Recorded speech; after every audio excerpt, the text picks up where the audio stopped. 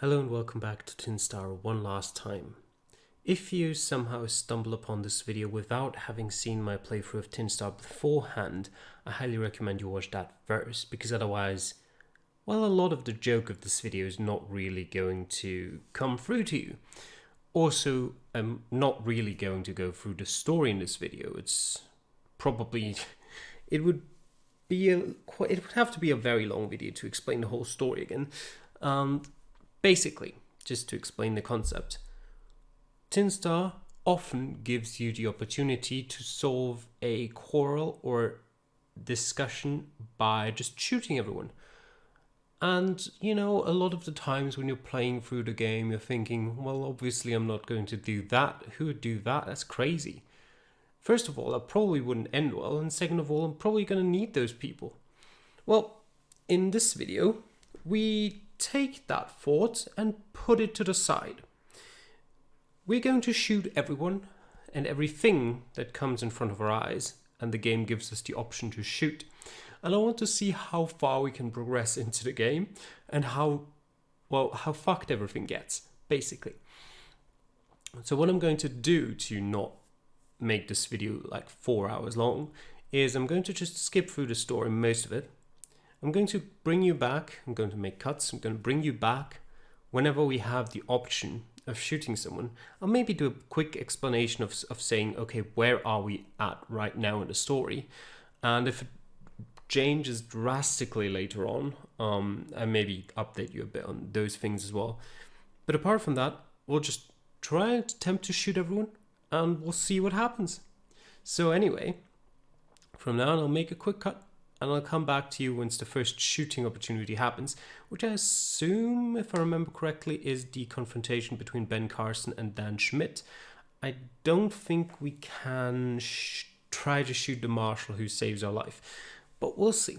Alright, I'll be back then. Wow, I'm just coming back here, because this is an option that I totally missed during my first playthrough, where basically the marshal that saved our lives says, all right, you're not going to be the marshal in Nanda County, and you'll just disappear from here. And I can ask him, have I been legally declared dead then? Do you need my signature to that effect? I am a doctor, And I just love the idea of having a document signed off of someone's death by the person themselves. I just find that hilarious. So I'm going to ask him that. I don't think you should sign your own death certificate. That might be suspicious. I don't think so, really. Alright, anyway, I'll be back. Alright, once more, before actually our first confrontation, because this is our stat allocation, and that's important as well. So, the thing I'm best at would obviously have to be gunfighting now, wouldn't it? The thing that I'm second best at, well, sharpshooting is something I'm quite good at, I would suppose. And, after that, well, brawling, I guess, if shooting doesn't work, we're gonna kill them with fist-to-fist combat. And what have I dabbled with? Oh, well, blowing things up, I guess. Sure. Alright, with that out of the way. Alright, I forgot about this. Oh yeah. Even before the confrontation between Ben Carson and Dan Schmidt, there was that little opportunity we have with the guy that tried to take our horse. And we're gonna pull our pistol and drill the bastard. Your revolver clears its holster. What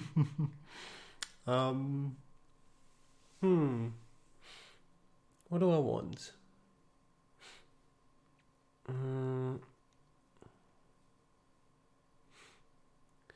Sure, well, the engraved cylinder of the Colt 36 Navy revolver spins smoothly as I open fire. The Navy revolver kicks softly as each round slams out. The cylinder, engraved the victory laurels of the 2nd Texas Navy at Campeche, turns smoothly as you unload your piece. Yeah, a piece of history always by my side. Gun has more history than most people, and definitely more than that would-be horse thief. You leave a dead man behind and confusion in your wake as you settle up and ride east. Beyond this little fly speck camp lies the refugee of the wilds of Nevada. Your packed mule laden with grain and gear lopes steadily on behind your brown buckskin.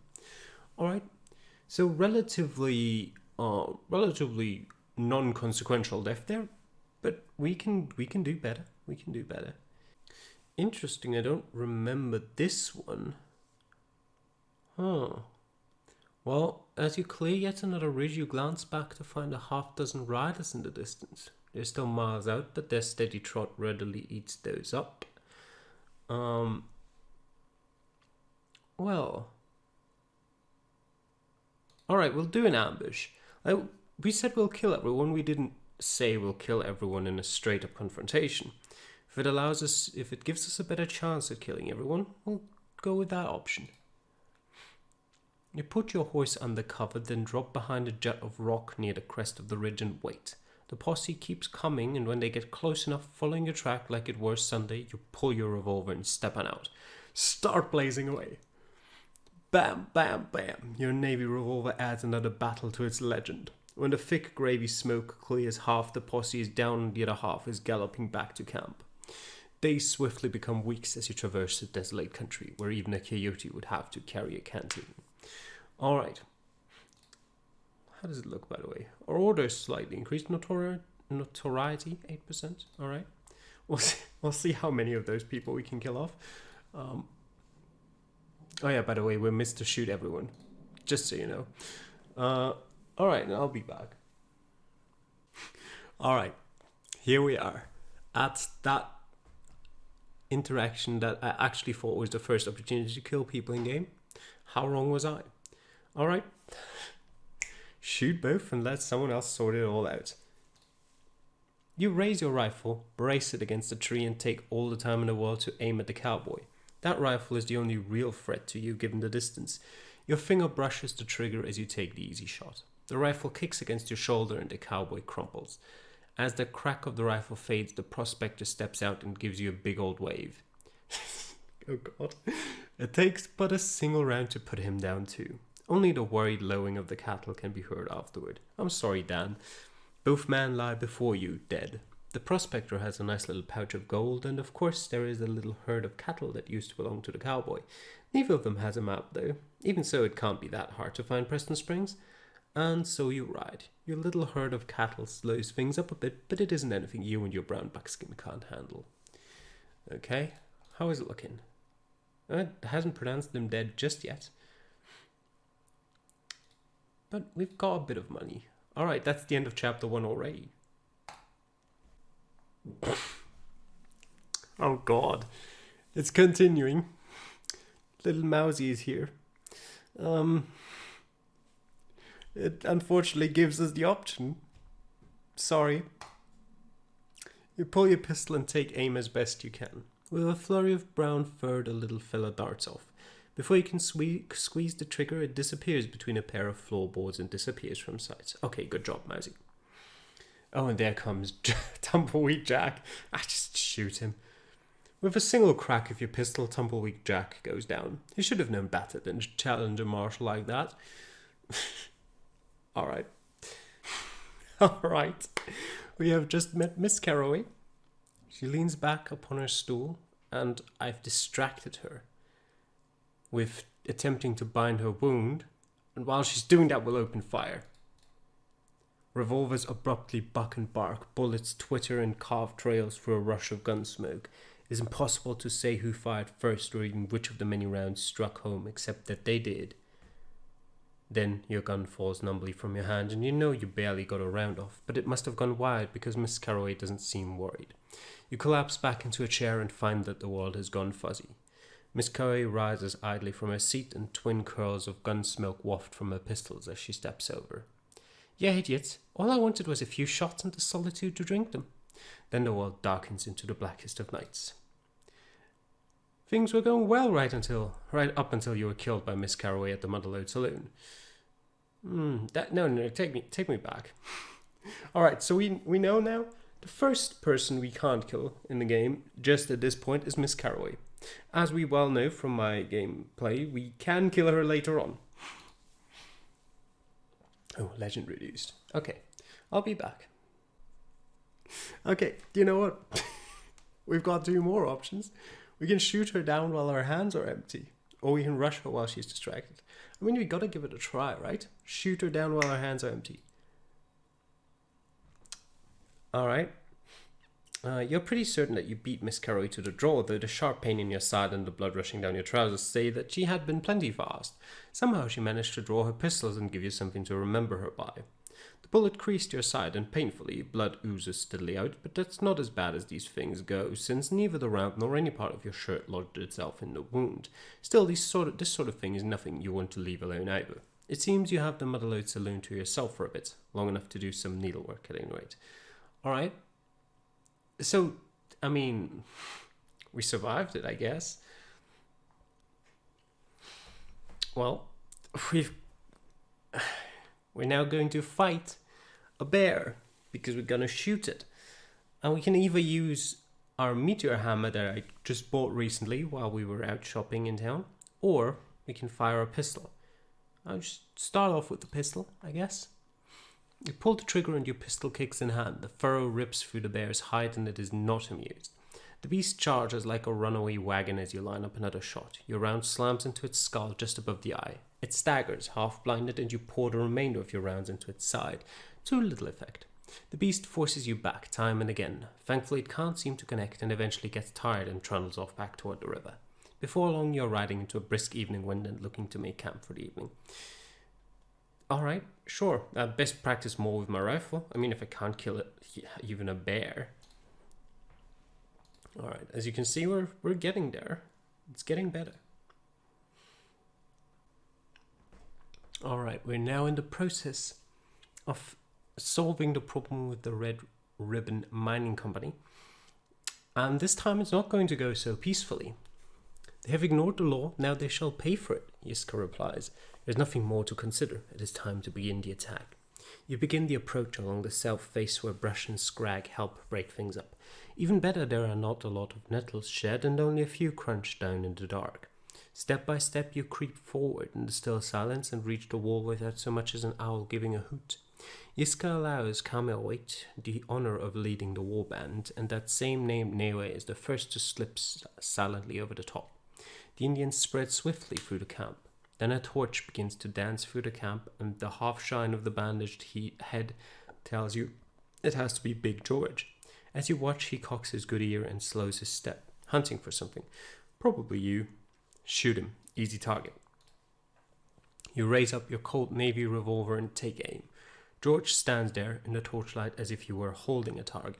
The trigger clicks, the handgun barks, and the man wheels back with a disbelieving cry.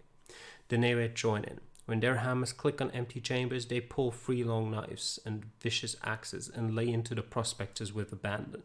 By the time the moon is up, nearly all the prospectors are strewn limply about the camp. The Newe whoop it over their great victory. You can hardly blame them. They overcame 5 times their number and now have the spoils that go with it. Alright, the Admondsons are right where you left them. Time to dig and fill some graves. A very fitting sentence for this whole video. Yiska steps forward as you unholster your pistol. Understand, I did not want it to come to this, but life in these valleys is hard and morality is all too often the luxury of the wealthy. He steps back, lets you get on with it. The entirety of the Red Ribbon mining camp is yours. Well, yours and the Newe's, but they seem to want different parts of it than you. I'm more interested in tools, horses, and guns. I mean, I'd take some of the guns. At the edge of things, you catch sight of Yiska brooding amidst the fallen. He looks up and meets your eye before he turns and walks away from it all. For you, a host of mules, tents, and barrels of black powder are all at hand. A quick search of the Admondsons' former residence finds their strong box and a heft of gold, both raw and refined. This is the kind of haul that would satisfy anyone short of a Caribbean pirate. It takes the better part of a day to back it up, but soon enough you're ready to return to Preston Springs in style. The warband departs for the hills, to what end you're not entirely certain. Yiska rides close, until next time in Apai, and then they ride off.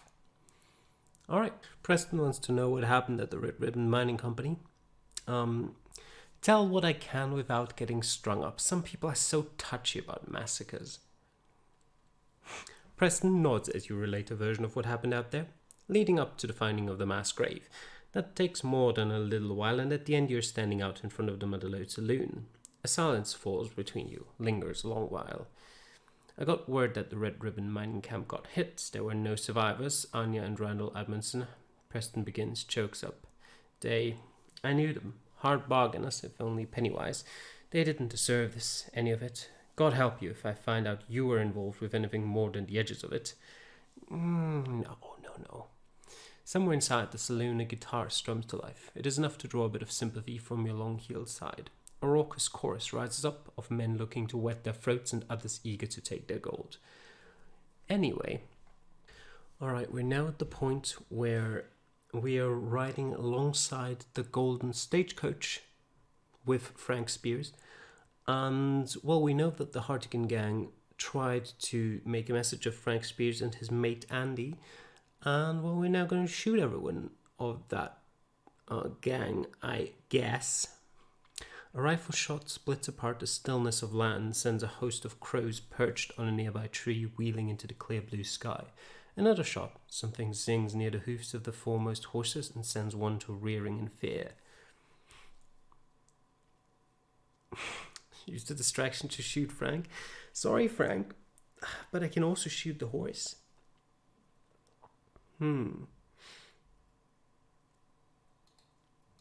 Sure, we shoot. Yeah, screw it. Shoot Frank. People take priority over animals. Frank has both hands busy with the reins and never sees the thunderclap coming. It isn't long before Hartigan and his crew of 20 ride on over and survey your handiwork. Nicely done, Hartigan notes as he casts a glance over at the unmoving body of Frank Spears. You know, I had a whole little speech worked out in case you needed inspiration. Guess I'll have to save it until next time. The bandits quickly take possession of the gold-laden stagecoach and head on out for the hills. The raw gold filling your saddlebags weighs heavily on you and your steed the whole trip back.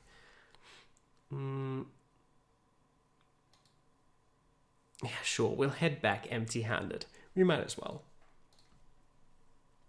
Wealth greatly increased. How much money do we have? Enough to buy your own business? Okay. We might just do that. Well, I mean, we have the option. We're currently in talks with Carlos and Mr. James Steele. And, well, we're yanking our pistol and getting to work, despite having to face two deadly foes. I bet they don't have 67% gunfighting and sharpshooting.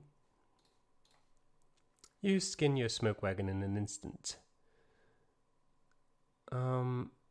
Yeah, plug Eduardo first. A single round put Eduardo down, but as you turn your attention to Steele, you find his pistol leveled at you. It barks and your world burns with sudden bright white. This is not how my story ended. Take me back to just before my decision to draw. But we're going to draw either way, and we open fire on Steele first.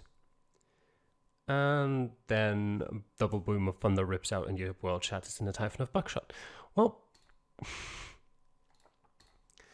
looks like we're not shooting those guys just yet. But we can take a swing at him.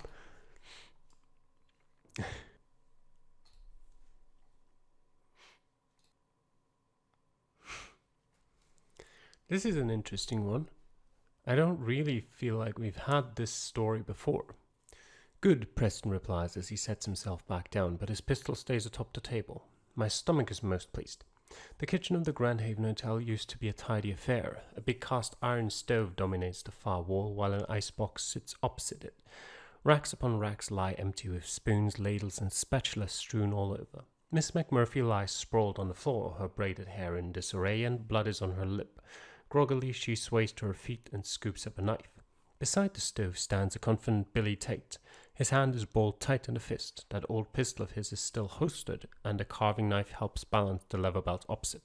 Strangely, his duded-up trousers are singed on one side, and the neat-pressed shirt is rather askew. Level my pistol at Billy. Billy raises both his hands at once. Whoa, Marshal, whoa, shoot him.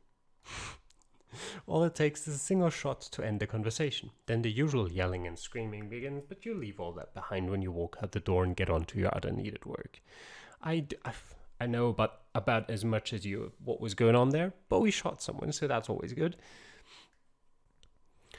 You step inside, and for a moment it is as if you were just in for a drink. The luxurious interior of the saloon is replete with brass fixtures and a yawning mirror behind the bar, but those are of little consequence when you've got a gun in your hand. The saloon is pretty well packed with people rubbing elbows at the bar and at least 4 to a table. But then, like ripples in a pond, the ongoing merriment turns cold as first one and then another patron notices you. And there at the end of the bar leans Marshall Steele. The man pours out drinks from a nearly empty whiskey bottle as he schmoozes with a cluster of men and women whose red ties and scarves burnish their gold pocket watches and earrings. As the silence deepens through the salon, he raises his eyes and you just know that he wishes there was a pistol already in his hand. Open fire. Steele tosses aside the whiskey bottle and goes for his pistol. You meet him before he's halfway clear and let thunder boom. The man staggers back, clutching at his side. You track Steele as he slumps to one side and are gratified to find that he can't quite lift his pistol yet. But from the back of the saloon, a pair of seedy fellows step up with pistols drawn. The Gibsons, as rough as they get out here, are looking to earn their pay. Well, gun the Gibsons down 1-2. You ignore the bullets that zip your way as the Gibsons open fire with hasty tugs of the trigger. First one, dead center. Squeeze the trigger. He goes down. Second one, a bullet tugs at your sleeve as the second man corrects his aim. Your pistol kicks in hand and the last Gibson goes down. The cold clack of the twin hammers snaps through the air. You turn to find the bartender Rolf, something or other, with a double-barrel shotgun in hand and leveled at your chest. Not in my bar. Rolf, the bartender, ordinarily a portly and ordinarily easygoing soul, roars out. There'll be no murdering here.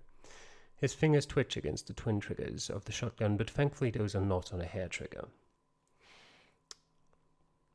Calm down. It'll be all right, I'm a doctor. Oh yeah, Rolf nods as he sets the shotgun down on the bar. I forgot. Brilliant. Rolf's hand lifts off the weapon and the odd moment is broken. Then the crowd stampedes towards the exits and begins to drag you along for the ride.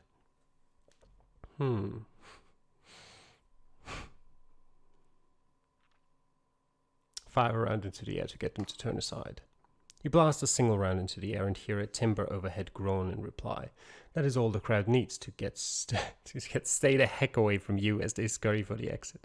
Unhindered, you step over to the still slumped Steele. Steele slumps against the bar. His breath is ragged and wet. The once shiny tin star pinned to his shirt is a dull piece of scrap dappled with blood. Finish him off. Take the star. With a single thunderclap, you wrap things up. The star is all but dipped in blood by the time you pluck it free, but a little water will wash that up right quick. You step on out into the freshening evening breeze and turn your mind to other things. It doesn't take long to get a pine box together for Steele or whatever his name truly was or had been before. By the time the hammers fall silent, J.T. Preston arrives and saunters inside with his 4 heavily armed deputies in tow. Those 4 take up positions around the saloon with their rifles and shotguns cradled up snug. At last, Preston clears his throat. There was a bit of a fight here in my saloon. You consider trying to explain things, but he holds up a hand against exactly that. Be that as it may, these antics cost me a nice revenue and then some. Killing people, that's bad business, Preston points out. Bad for me, bad for you, bad for everyone. I don't like it, but I ain't about to compound things by having another one. So this one's free. Next time, come see me first and we'll work something out. With that, Preston moseys away with his deputies in tow like beads on a string. Alone again, you catch sight of a single stray snowflake as it drifts down from the heavens. Oh God, this is not going to end well, is it? Well, we're talking to Tabun Shea, and we have an option to pull our pistol and end this farce. Surprise lets you skin out your pistol first, and this is all you need to dispatch the 4 Indians, but by the time Tabun Shea hits the ground, the braves at the river crossing are already taking up weapons. You bring your own rifle up and trade fire a steady fire with them. Caught crossing the river, you drop one after another until the hammer clicks on an empty chamber. Then you feel a sharp stab in your back and turn to find Yiska behind you with a bloody knife in hand. The world goes dark as you collapse, betrayed. I can't believe that he killed me. No, this does not happen. Okay. Well, unfortunately, we'll just have to leave them alone then. We're now currently in the process of having a discussion with Travis about him scalping some Indian. And you know, there probably is an option there for me to kill him, but I saw another option that is somehow more evil. So I'd like to hear how you did it, because a scalp collection would be a fine thing. Well, this one's going right on the mantle. Travis says and holds up the scalp. I figure it'll flake a lot less if I keep it oiled. He goes into greater detail, and you hardly notice how the other saints edge away. Great. Well, and now we've got the fight against the Indians, who aren't actually evil, but we have the option to shoot, so let's go. Rifles bark and men yell out as bullets nick past as both sides try to kill each other without being shot themselves. A hard thing to manage with so many guns on either side. Just fire at whatever enemy I can see when I see them. Your rifle kicks against your shoulder repeatedly, and a pair of Indians cry out as they dart for cover. Bullets twitter all around you in reply, but none really say hello. The Saints quickly form a firing line and keep at it. They might not be the greatest shots, but there are a lot of them. Soon enough, under Bishop Hancock's steady direction of fire, the Indians prove reluctant to step out from cover. Join the firing line. You move in amongst the Saints and add your fire to theirs. The stench of gunpowder grows thick as both sides keep firing. The crackle of rifle fire continues. Travis fumbles to breech-load his rifle, while Bishop Hancock spills a cartridge into an older musket. The Indians do the same. Out of nowhere, an arrow streaks in, parts the smoke, and strikes the Saint's shoulder. The man gives a yelp and stares down incredulously at the long shaft that has all but skewered him. Reload my rifle. 1, 2, 3, and 4 rounds. Halfway done, then a cry goes up and the Indians rush forward into pistol range. The Indians charge straight for you. Those Indians begin to thin out. Fire my pistol. You fire your pistol point blank and send an enemy sprawling. Bishop Hancock gives a yell and brings the Saints down with a roar. The two sides meet with a crash that reverberates in the hills. Fight. The Indians dart about you and leave trails of your blood in their wake. Saint and Indian, everyone has their hands full. Only a dozen Indians are up for the clash. We're healthy enough. Sure. Fight. The Indians won't let up, and soon you stagger under their many blows. The brawl continues without let up. Only a dozen Indians are up for the clash. Sure. Fight. The Indians begin to taunt you as they drive you back. The fight just goes on and on. Badly wounded. Withdraw for a moment. You step back and gulp down sweet air, then the fight returns to you. Okay, we're fighting. And I think we'll eventually die. The Indians keep coming, even you can't stop them all. The fight just goes on and on until at last a booming voice calls out something in an Indian tongue. As one, the enemy withdraws. The land is strangely quiet as one by one the Indians disappear from view until only a solitary figure remains. And that is many falling rocks. Bishop Hancock realizes that those were not the Indians we were looking for, which I knew beforehand, but, got the opportunity to shoot some people. Alright, we're now here at the fateful place of our only death in our actual run, and we now have the option to take a shot at Regina, Reginald, or Hungry Snake. To tell you a bit more about the situation, what happened was that we went looking for the raiders. That whole confrontation, we spoke with Bishop Hancock, told us about the raiders, we investigated everything, and then we went looking for them and didn't find them, and we eventually ran into the US cavalry, but we had Bishop Hancock with us. So basically right now, we've got with us Bishop Hancock and his saints, as well as the US cavalry. Which is quite interesting, because last time I think it was just us, Dan, and Miss Carolee. So you can pretty much arrive at the same point with completely different composition of, allies. I think we'll take a shot at Hungry Snake. You can't line up with your big Colt Navy revolver. The best you can do is point your pistol and imagine the bullet going where it needs to go. A lean arc out from the end of your barrel down into the heart of things. Hungry Snake jerks once as the man-made thunder echoes through the cavern and then collapses atop the table like a kicked dog.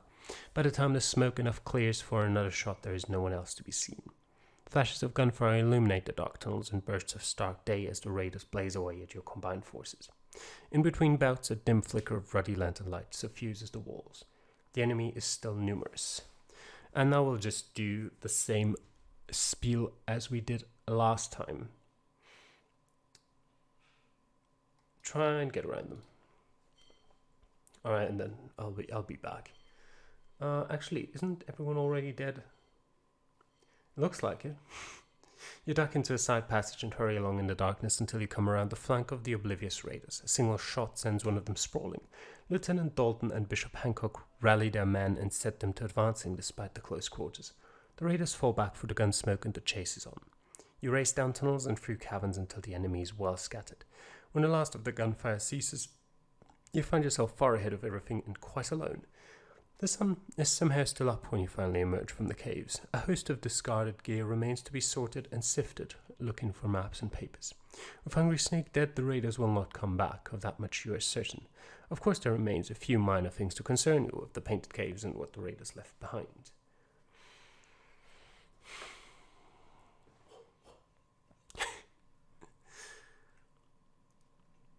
Take everything of value, including that nice dining table.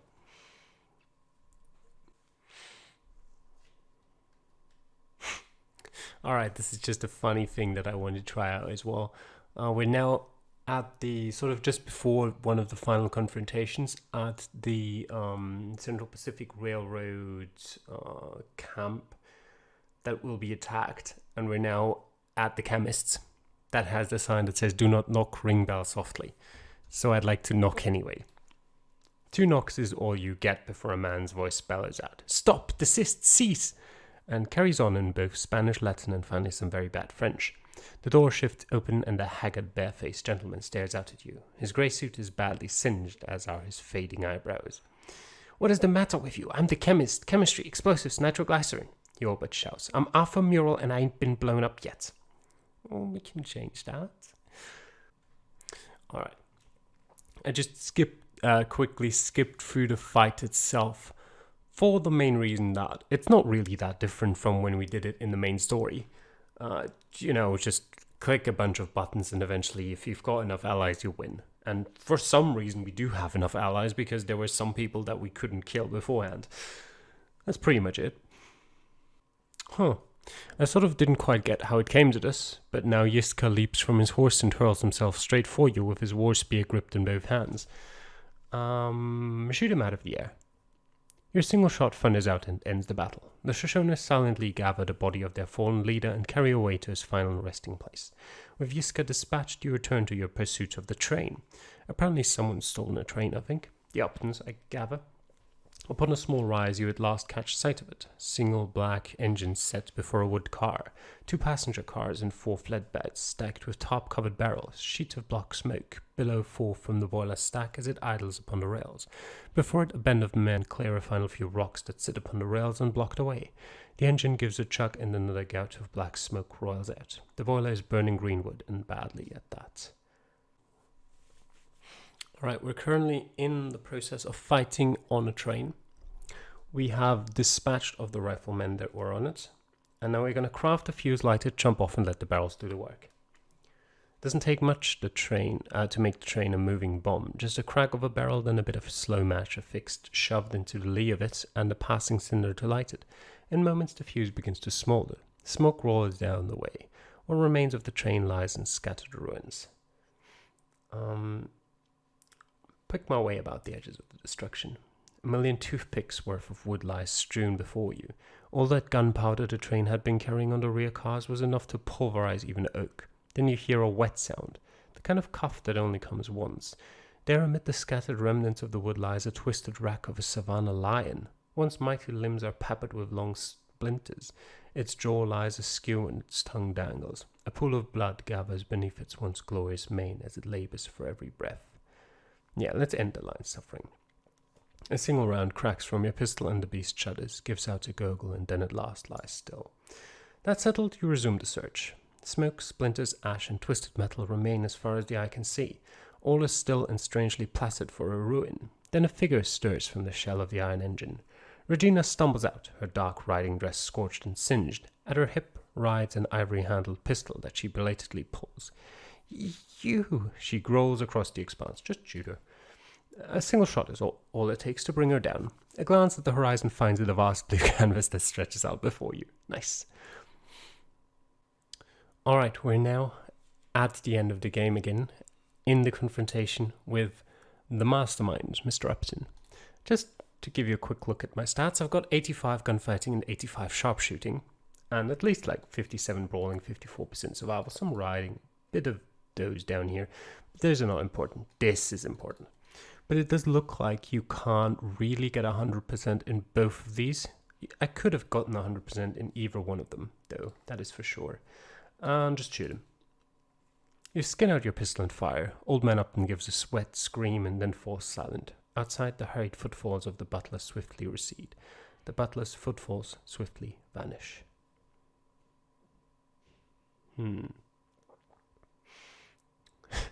Try to find a safe, sure.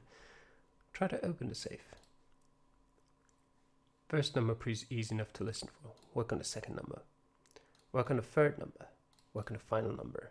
You listen close as the wheel turns. The soft click of the last number falls into place. Stacks of papers, sack of coins, piles of bills. Take everything. Wealth incredibly increased. The papers are letters, bills of sale, etc., etc. You ride out and leave the squalor of New York behind. We're darned wealthy, by the way.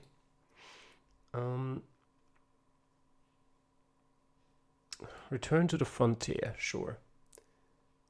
We send our tin star back to Washington, D.C. and ride off into the untamed wild. And that is the end of chapter 10. Alright, so now it's only the epilogue, which is unimportant to us. We got what we wanted. We shot everyone. Carson's dead. Schmidt is dead. Caraway is alive, I think. Hartigan's alive. So is Albion. So is Maria, probably. Yiska is dead, at least. Although I can't actually... personal... What is the fate of Miss Caraway? Died at the marshal's hands in the Motherlode Saloon on the first day that Hinstar rode into Prison Springs. So she did die in that confrontation. I wasn't aware. But she did seem to be oddly absent during the whole game.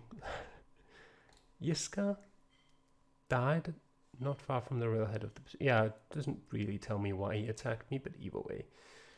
Dan Schmidt died just a day's ride outside of Preston Springs. Most people didn't understand why he had died, only that he had, and soon countless stories speculated on the how. Yep. Maria Agustina? She returned to Mexico. Alright. I think that's it. So that was what happens if you just kill everyone you get the chance to in Tin Star. Most people just die.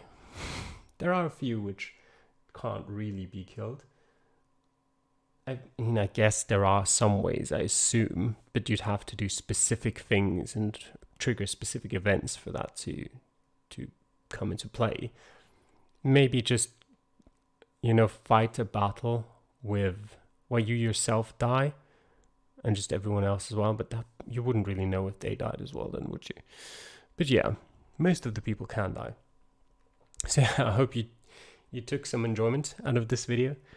And yeah, we'll leave Tin Star alone now. Thanks for watching. I'll see you guys next time. Bye.